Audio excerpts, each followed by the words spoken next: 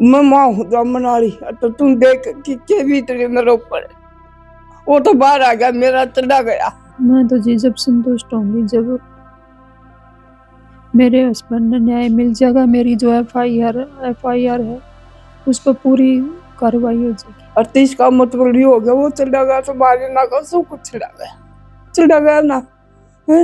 एक माँ हूँ मैं, और तुम्हारी कार्रवाई पुलिस ने करनी नहीं थी, हमारी वो दर्ज नहीं करवानी थी। ये सब के मैं उतर का आ रहा था, ये हमारी की संजात नहीं बुझी। रोती बिलखती हुई ये हैं एएसआई संदीप लाठर की पत्नी संतोष और संदीप लाठर की मां, जो रोते बिलखते हुए कह रही हैं कि सरकार ने हमारे साथ पूरा न्याय नहीं किया।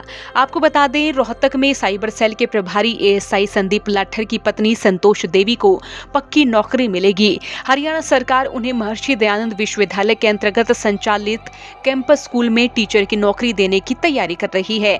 सूत्रों के अनुसार एमडीयू की ओर से एएसआई की पत्नी की शैक्षणिक योग्यताओं के प्रमाण पत्र अनुमोदन के लिए सरकार को भेज दिए गए हैं, जिनका वेरिफिकेशन किया जा रहा है। बताया जा रहा है कि एमडीयू के इस स्कूल में कई पद खाली हैं, तो ऐसे में संतोष देवी की जनवरी में ही ज्वाइनिंग हो सकती है। एएसआई संदीप लाठर केस में बीती 16 अक्टूबर 2025 को केंद्रीय मंत्री मनोहर लाल खट्टर ने पोस्टमार्टम से पहले एएसआई के परिवार को हर संभव मदद का आश्वासन दिया था। केंद्रीय मंत्री के आश्वासन के बाद नवंबर महीने में संतोष देवी को लेक्चरर पद पर नौकरी देने की चर्चा हुई। एएसआई संदीप की पत्नी ने शिक्षक की जगह तहसीलदार की नौकरी की मांग सरकार से की। हालांकि सरकार की ओर से इसे लेकर कोई भी आधिकारिक बयान नहीं दिया गया।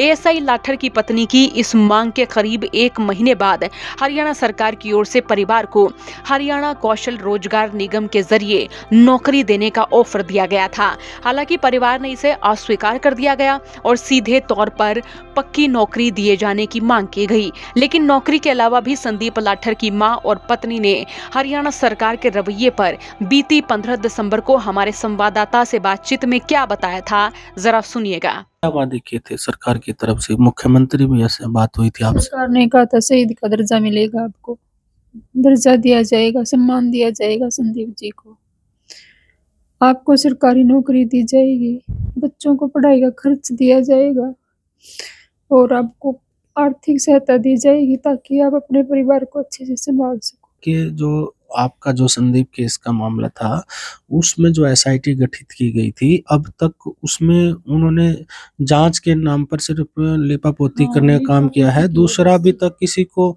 जांच में शामिल पूछताछ के लिए ही नहीं किया गया। उनको जो सुशील कुमार था उसको अरेस्ट नहीं किया, दूसरे ने थे उनसे भी पूछताछ नहीं, उनको भी अरेस्ट नहीं किया। अभी तक तो कोई कार्रवाई नहीं हुई है जी, इसी एफआईआर पे भी कोई कार्रवाई नहीं हुई। पोती है बेटा, और इस तो बत्ती लिपापोती की होगी, मारी हुआ भी नहीं हुआ करी है।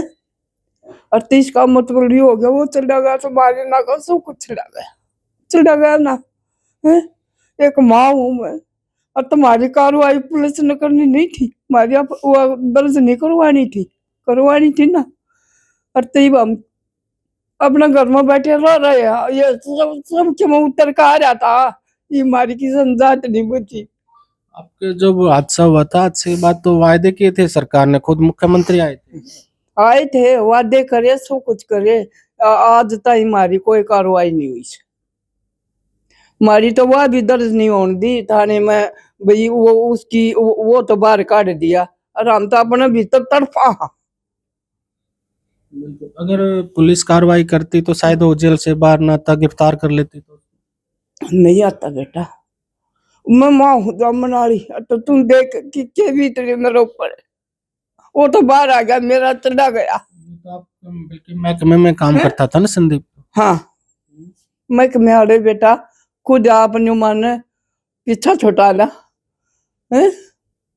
तो क्या कार्रवाई हुई बेटा, हमारी वाई नहीं दर्ज हुई तो आगे हमारी क्या कार्रवाई होगी है। तो 60 दिन के दौरान जो हादसा हुआ था संदीप के साथ, उसके बाद जो आश्वासन दिया गया, भरोसा दिलाया गया परिवार को, संतुष्ट, लेकिन उसके बाद कोई सरकार का नुमाइंदा अधिकारी आप लोगों से बात करने का है कि भाई आप लोगों को क्या दिक्कत परेशानी है, क्या उसमें हम आगे क्या कार्रवाई कर रहे हैं? ना, कोई नहीं आया,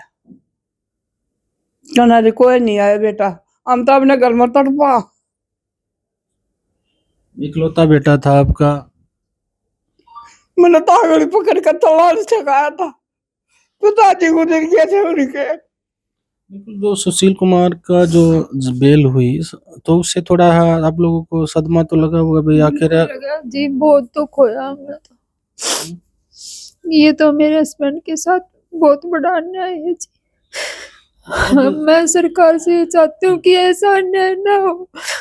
संभावना है कि जनवरी में संतोष को नौकरी ज्वाइन करा दी जाएगी। हरियाणा सरकार इन्हें महर्षि दयानंद विश्वविद्यालय के अंतर्गत संचालित कैंपस स्कूल में टीचर की नौकरी देने की तैयारी कर रही है, लेकिन संदीप लाठर की मां और पत्नी का कहना है कि उन्हें पूरा न्याय नहीं मिला है। आपका इस खबर पर क्या सोचना है? कमेंट बॉक्स में राय लिखें। ब्यूरो रिपोर्ट, हरियाणा तक।